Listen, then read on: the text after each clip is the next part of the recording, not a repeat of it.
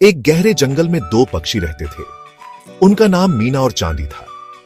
मीना एक खूबसूरत कोयल थी जिसकी आवाज में एक खास मिठास थी, जबकि चांदी एक चमकदार तोता था जिसकी रंगीन पंखों की चमक जंगल की रोशनी में और भी आकर्षक लगती थी। मीना और चांदी हमेशा साथ रहते थे।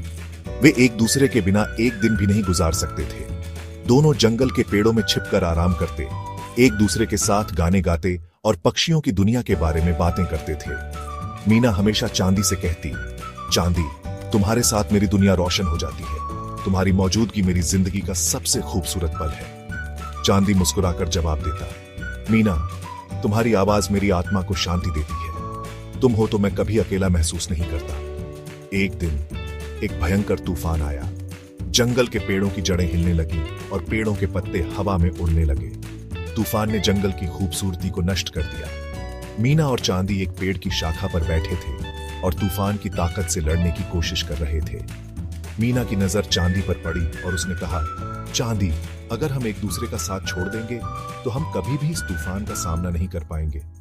चांदी ने उसकी ओर देखा और कहा, हम एक दूसरे के साथ हैं और जब तक हम एक दूसरे के साथ रहेंगे हम किसी भी तूफान का सामना कर लेंगे। तूफान की ताकत कम हुई, लेकिन दोनों पक्षियों का साहस और प्यार पहले से भी ज्यादा मजबूत हो चुका था।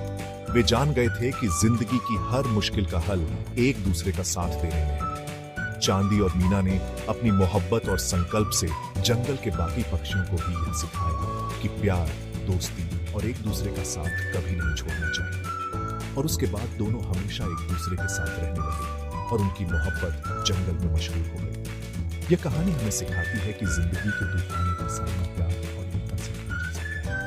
और जब हम एक दूसरे के साथ होते हैं तो हम किसी भी मुश्किल का सामना कर सकते हैं।